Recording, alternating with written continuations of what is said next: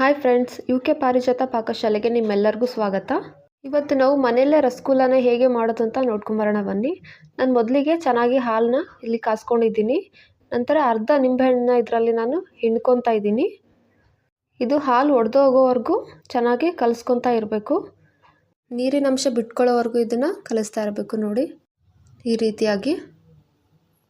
ನಂತರ ನಾನಿಲ್ಲೊಂದು ಪಾತ್ರೆನ ತೊಗೊಂಡ್ಬಿಟ್ಟು ಅದ್ರ ಮೇಲೆ ಒಂದು ಬಿಳಿ ಬಟ್ಟೆನ ಹಾಕ್ಕೊತಾ ಇದ್ದೀನಿ. ಅದು ಪನ್ನೀರ್ನೆಲ್ಲನೂ ನೀಟಾಗಿ ಸೋಸ್ಕೊಂಡು ಬಿಡೋಣ. ಅದರಲ್ಲಿರೋ ನೀರನ್ನು ನಾನಿಲ್ಲಿ ಸೋಸ್ಕೊತಾ ಇದ್ದೀನಿ. ನೋಡಿ ಈ ರೀತಿಯಾಗಿ. ಈ ರೀತಿ ಸ್ವೀಟ್ನ ಮನೆಯಲ್ಲೇ ಮಾಡಿಕೊಡೋದ್ರಿಂದ ಮಕ್ಕಳು ತುಂಬಾ ಖುಷಿ ಪಡ್ತಾರೆ. ರುಚಿ ಕೂಡ ಹಾಗೆ ಚೆನ್ನಾಗಿರುತ್ತೆ. ನಾನಿಲ್ಲಿ ಒಂದು ಲೋಟದಷ್ಟು ತಣ್ಣೀರನ್ನ ಹಾಕ್ಕೊತಾ ಇದ್ದೀನಿ, ಯಾಕೆಂದರೆ ಬಿಸಿ ಸ್ವಲ್ಪ ಕಡಿಮೆ ಆಗಲಿ ಅನ್ನೋ ಉದ್ದೇಶಕ್ಕೆ. ಈಗ ನಾನು ಇದರಲ್ಲಿ ಇರುವ ನೀರನ್ನೆಲ್ಲನೂ ಚೆನ್ನಾಗಿ ಹಿಂಡ್ಕೊತಾ ಇದ್ದೀನಿ. ಗಟ್ಟಿಯಾಗಿ ಹಿಂಡೋದ್ರಿಂದ ನೀರೆಲ್ಲ ಸಪ್ರೇಟ್ ಆಗುತ್ತೆ. ಅದರಲ್ಲಿ ಸ್ವಲ್ಪನೂ ನೀರಿನಂಶ ಇರಬಾರ್ದು. ನೋಡಿ ಈ ಥರ ಗಟ್ಟಿಯಾಗಿ ಹಿಂಡ್ಕೊತಾ ಇದ್ದೀನಿ. ನಂತರ ಒಂದು ಪ್ಲೇಟಲ್ಲಿ ಪನ್ನೀರನ್ನೆಲ್ಲ ಹಾಕ್ಕೊಂಡು ಇದನ್ನು ಚೆನ್ನಾಗಿ ನಾದ್ಕೋಬೇಕಾಗುತ್ತೆ. ಇದು ಚೆನ್ನಾಗಿ ನಾದ್ಕೊಳ್ಳೋದ್ರಿಂದ ಉಂಡೆಗಳು ಚೆನ್ನಾಗಿ ಬರುತ್ತೆ, ಎಲ್ಲೂ ಸೀಳಲ್ಲ ಮತ್ತು ಎಲ್ಲೂ ಕ್ರ್ಯಾಕ್ ಬರಲ್ಲ. ನಾವು ಎಷ್ಟು ಚೆನ್ನಾಗಿ ನಾದ್ಕೋತೀವೋ ಈ ಥರ ಅಂಗೈ ಹಚ್ಬಿಟ್ಟು ಅಷ್ಟು ಚೆನ್ನಾಗಿ ಬರುತ್ತೆ. ಹೊರಗಡೆ ತರೋದಕ್ಕಿಂತ ಒಂದು 5-10 ನಿಮಿಷದಲ್ಲೇ ಇದನ್ನು ನಾವು ಮನೆಯಲ್ಲೇ ರೆಡಿ ಮಾಡ್ಕೊಳ್ಬೋದು. ನೋಡಿ ನಾನು ಇದನ್ನು ಚೆನ್ನಾಗಿ ನಾದ್ಕೊಂಡಿದ್ದೀನಿ. ನೋಡಿ ಯಾವ ಥರ ಬಂದಿದೆ ಅಂತ, ಎಷ್ಟು ಸಾಫ್ಟಾಗಿ ಬಂದಿದೆ ಅಲ್ವಾ.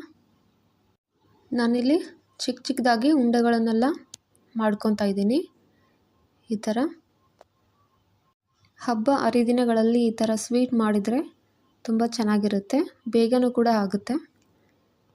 ನೋಡಿ ನಾನು ಈ ಥರ ಚಿಕ್ಕ ಚಿಕ್ಕದಾಗಿ ಉಂಡೆಗಳನ್ನು ಮಾಡ್ಕೊಂಡಿದ್ದೀನಿ.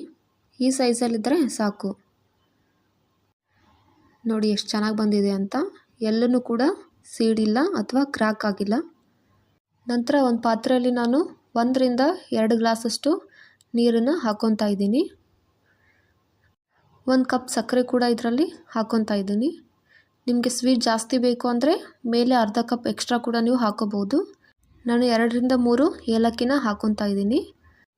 ಪಾಕ ಚೆನ್ನಾಗಿ ಎಲ್ಲ ಕುದ್ಮೇಲೆ ನಾವು ಮಾಡಿರ್ತೀವಲ್ಲ ಉಂಡೆಗಳನ್ನು, ಅದನ್ನೆಲ್ಲ ಇದಕ್ಕೆ ಹಾಕ್ಕೊಂಡು ಒಂದು 5-10 ನಿಮಿಷದವರೆಗೂ ಇದನ್ನು ಹಾಗೆ ಮುಚ್ಚಿ ಇಡ್ತಾ ಇದ್ದೀನಿ. ಈಗ 5-10 ನಿಮಿಷ ಆಗಿದೆ. ನೋಡಿ ಪಾಕದಲ್ಲಿ ಬೆಂದು ಎಷ್ಟು ಚೆನ್ನಾಗಿ ಉಬ್ಬಿದೆ ಅಂತ ನೋಡಿ.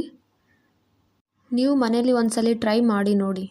ನಮ್ಮ ಕೈಯಾರೆ ಮಾಡೋದ್ರಿಂದ ರುಚಿನೂ ಜಾಸ್ತಿ ಆಗಿರುತ್ತೆ, ಮನೇಲಿ ಎಲ್ಲರೂ ಇಷ್ಟಪಡ್ತಾರೆ.